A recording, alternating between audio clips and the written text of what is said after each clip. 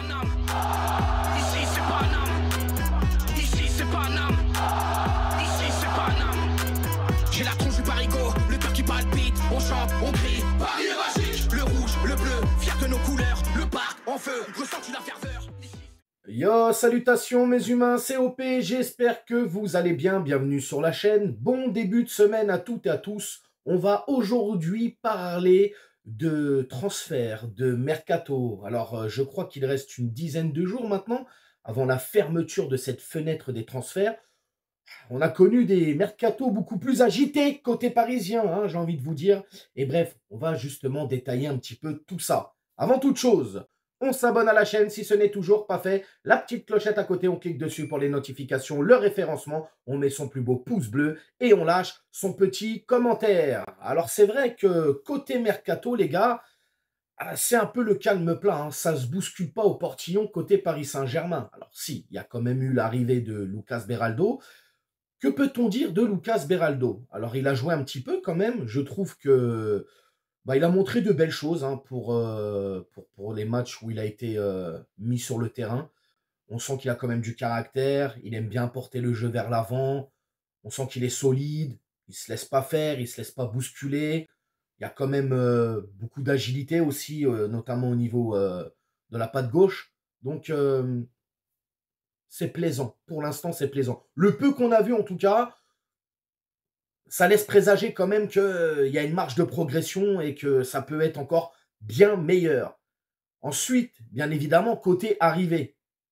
Eh bien, comme je te l'ai dit, c'est un peu le calme plat. Alors, en ce moment, on sait que le Paris Saint-Germain veut faire Yoro. Lenny Yoro, hein, le jeune crack lillois, le défenseur, qui a fait un très gros match contre nous quand on les a affrontés chez eux, ce fameux match nul. Je trouve qu'il a très bien pris ses adversaires et on sent qu'il y a un gros potentiel. Alors, ce qui était normalement, ce qui devait se faire en tout cas, c'était revenir à la charge cet été. Et là, on sait aujourd'hui que Luis Campos pousse énormément en interne, que ce soit du côté parisien et du côté lillois, pour récupérer le joueur cet hiver. Jorge Mendes, qui est aussi un ami de Luis Campos et notamment l'agent de Lenny Yoro, pousse lui aussi pour un départ cet hiver. Va falloir se mettre d'accord surtout au niveau du prix avec le LOSC. Là, ça va être une autre partie de poker, les gars. Ça va être à celui qui va craquer le premier. Hein. C'est comme ça. Je ne sais pas combien ils vont demander. Je ne sais pas ce que ça vaut les Yoro. On verra de toute façon. Je vous mettrai le transfert market de ce jeune crack. Mais ouais, ça va être compliqué au niveau du prix. Et c'est là où ça va peut-être coincer. Quoi qu'il en soit, on veut faire ce joueur directement cet hiver. Moi, j'ai un petit problème. Lenny Yoro. Alors, attention, j'ai pas un problème avec le joueur ou son niveau de jeu. Non, c'est pas ça. C'est quand même là, si tu fais venir cet hiver au Paris Saint-Germain, il arrive quand même dans un secteur où c'est vachement bouché.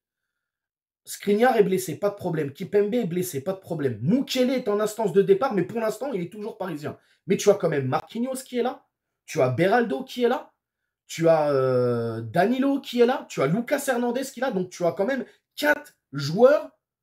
Plus, si tu ramènes les Yoro, ça fait 5 pour 2 places de défenseurs centraux.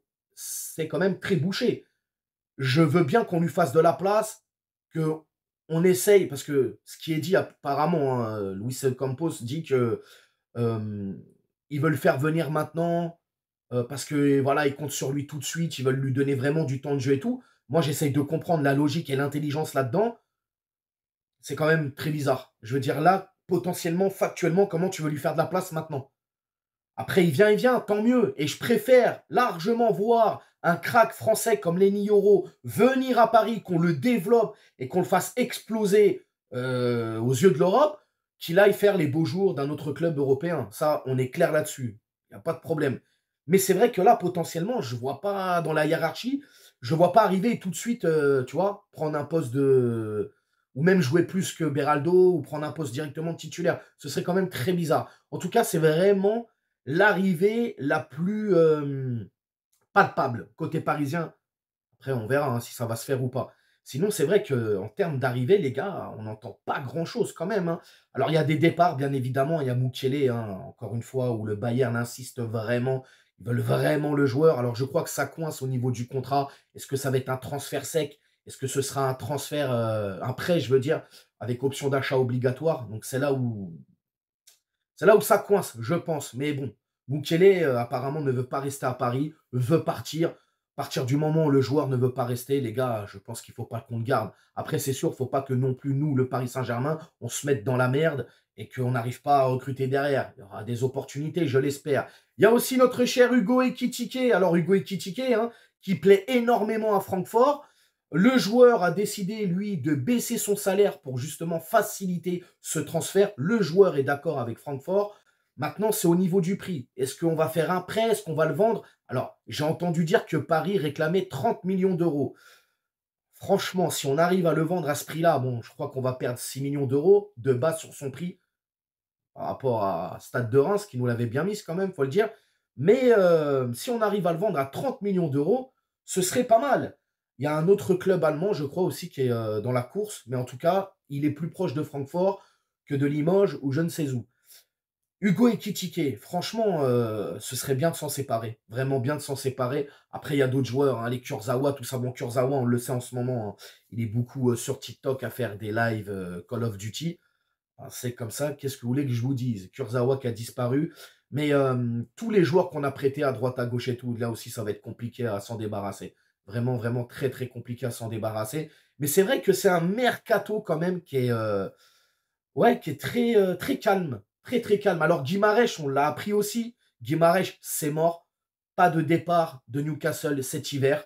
C'est dommage. Hein, j'aurais bien aimé le récupérer. Kimmich aussi. Kimmich, qui à un moment donné a été beaucoup annoncé du côté parisien. Alors, quand je dis annoncé du côté parisien, son nom était beaucoup associé au club du Paris Saint-Germain. Là aussi, normalement, il ne devrait pas avoir de départ cet hiver non plus. Ça sera, à mon avis, des noms qu'on va retrouver surtout cet été. Je pense Guimarães, Kimmich, etc. Des noms qu'on va beaucoup, beaucoup associer au PSG pour cet été. Mais oui, c'est vrai que c'est un petit peu bizarre. Alors après, forcément, le Paris Saint-Germain l'a dit, l'a fait savoir, il ne voulait pas faire de folie. Il veut compter aussi sur ses jeunes joueurs comme Ethan Mbappé ou le jeune Mayoulou qui a quand même en 2 matchs montré de belles choses. Alors, bien évidemment, hein, ce sera plus dans un rôle de rotation et pas de titulaire. Mais avec le temps et à l'avenir, peut-être que c'est des joueurs qui vont vraiment s'imposer, tu vois. On ne sait jamais. Mais ouais, calme plat. Et là, force est de constater qu'il n'y a que Lenny Yoro en ce moment qui est vraiment très très chaud comme dossier pour une arrivée.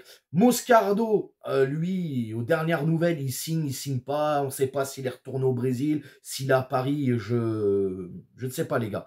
C'est tout ne concorde pas en fait au niveau de son dossier. C'est quand même très bizarre. Mais justement, vous allez me dire en commentaire, pour vous, ce mercato, est-ce que vous êtes satisfait pour l'instant? Je connais déjà la réponse, je me doute.